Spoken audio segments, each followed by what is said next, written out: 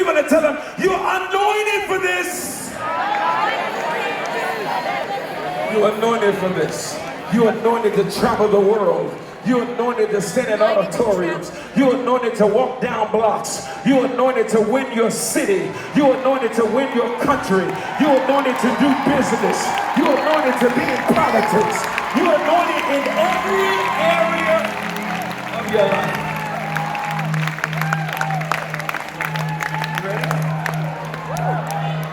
So he taught me power.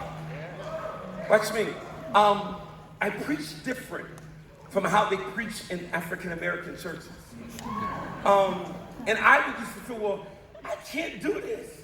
And I remember me riding with him one day and I was like, I just feel like I can't do this. He says, John, he says, all you have to do is find your vein.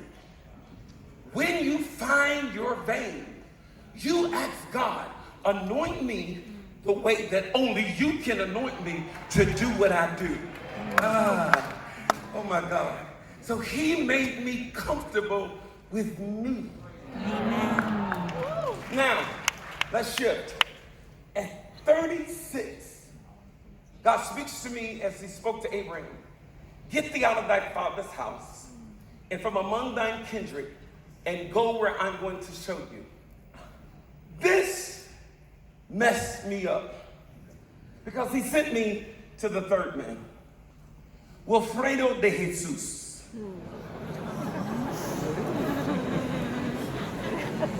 I was like, for real, God? Are you serious? You are sending me to a Puerto Rican community that no blacks have ever preached in their church or ever joined their church. And you are telling me to take my dreams and submit them to a Puerto Rican. And the only Spanish I know is, ¿Cómo está usted? Bien, gracias. ¿Y tú? That's it.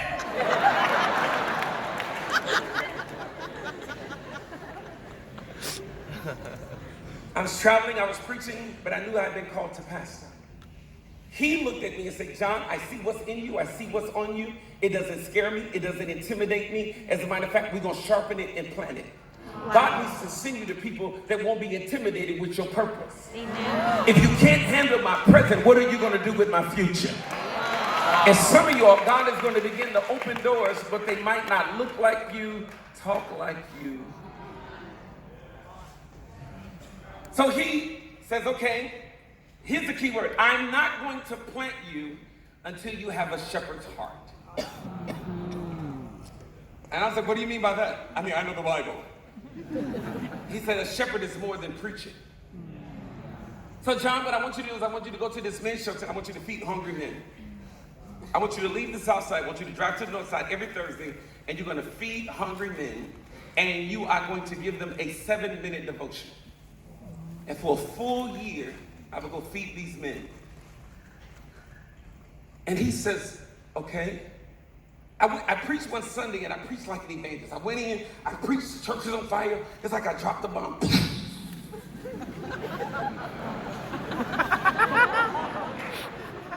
I was like, look at God. He says, John, this is your church. We don't drop bombs.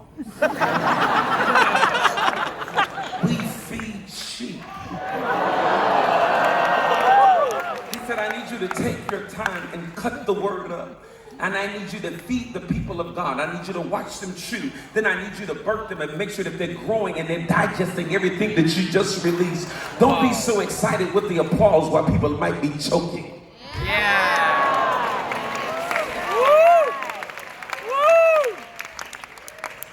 It took me 4 years to submit. It took me 4 years to submit to the oil that was on his life to drip on me. Question, how long has it been taking you?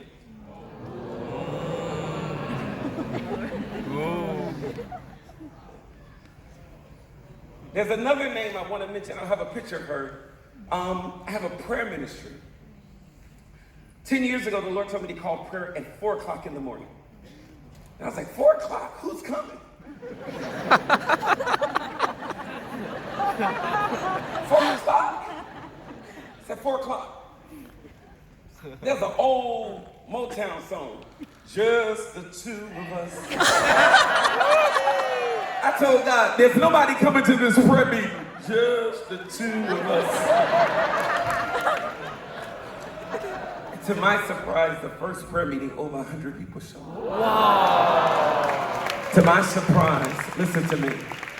To my surprise, every second and fourth Tuesday, whether it rains, sleet, or snow, it has never been canceled. Wow. Let that be revelation for every leader. God only blesses consistency. Wow. We saw that prayer meeting go from 100 to 200 to 200 to 300, that we now average between 300 to 500. And now due to technology, we now average between 10,000 people that get up in the morning from around the world to tap into prayer. Wow. Where did I learn prayer from? When I went to college in Montgomery, Alabama, Alabama State University, and we were in a grocery store, and we met an old lady. We called her Mother Davis. And Mother Davis met us in the grocery store and said, the Lord sent me to get you. There's about 5 of us college students. The Lord sent me to get you. And we were like, excuse us? She says, God sent me to get you because I'm going to be the one that's going to launch you in prayer. Wow. She invited 5 college students over to her house that day. And when we got there, please listen, she says, okay, you won't be going back to your dormitories. You're going to be spending the night here. I said, someone please call 911.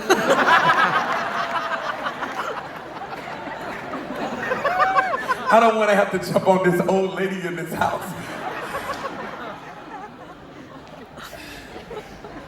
You got to hear this. She began to teach us levels of prayer. She began to teach us how to shift in prayer. She began to teach us how to build your vocabulary in prayer. Wow. She says you don't just come to God and ask him to give you anything. Before you ask him for anything, you must woo him. She says you build up your vocabulary that make God come walking in your direction. You begin to tell God, I love you more than I've ever loved you. You're my savior, you're my deliverer, you're my provider, you're my healer. You're everything I have, I need and I want. You're the apple of my eye, the beat of my heart.